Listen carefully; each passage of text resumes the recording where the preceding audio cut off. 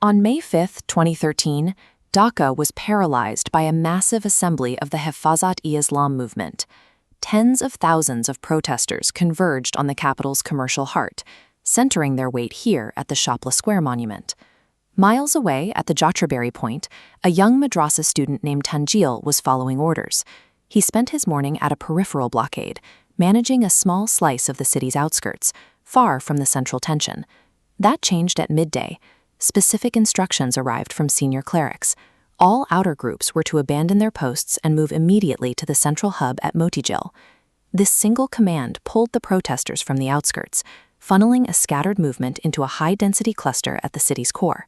By late afternoon, Motijheel reaches the main square. The energy has shifted. He watches as the bodies of protesters, killed in skirmishes on the way, are carried through the dense crowd. As the body of a fellow student is carried past, Motijheel reaches out. He doesn't pull his hand away from the blood. Instead, he presses it into his own hair and scalp, physically marking himself with the weight of the casualties. The geography of the square becomes a cage. Heavy iron barricades are pulled across the major intersections, creating a hard perimeter that locks the protesters inside. Inside this zone, drinking water disappears. To perform their evening prayers, the men use the stagnant, mossy water from the square's decorative pools. The atmosphere is thick with expectation.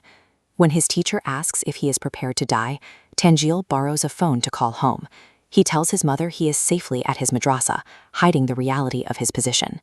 By sunset, the physical walls and the intensity of the sermons leave the crowd locked in place, geographically trapped and spiritually unwilling to move.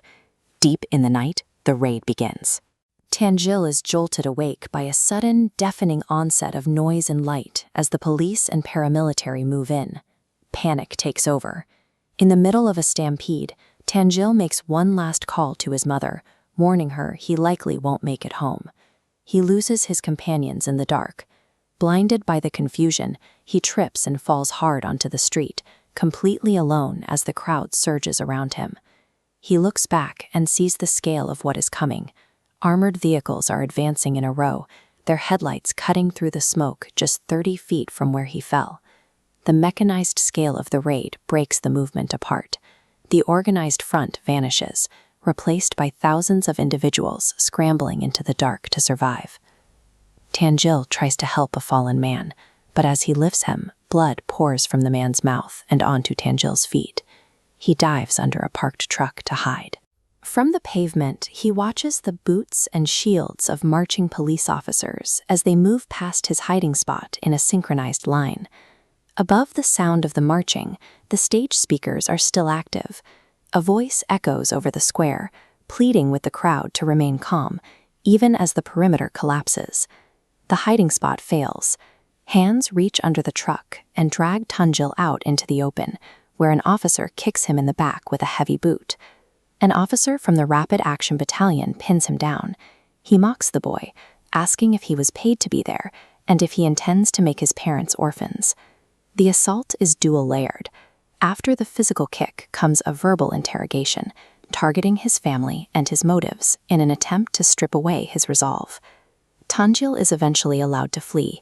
He is barefoot, his clothes are torn, and he is wandering through the dark streets of a city he no longer recognizes.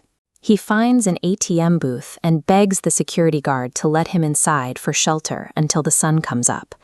Instead of sanctuary, the guard meets him with a stick, beating him away from the door and back into the street. For the rest of the night, Motijheel faces the same reception. Every request for help is met with mockery and hostility from the civilians he encounters. The deepest trauma isn't the raid itself. It is the realization that the city outside the square views him with total contempt. At dawn, a sympathetic rickshaw driver finally points him towards Jatraberry, but he adds a warning: never join an assembly like this again. Motijheel reaches his madrasa after the morning prayer. He is in such a state of shock that he remains entirely mute for 2 full days. When he finally speaks, his view of the night is fixed. He rejects the idea that his peers died in a riot.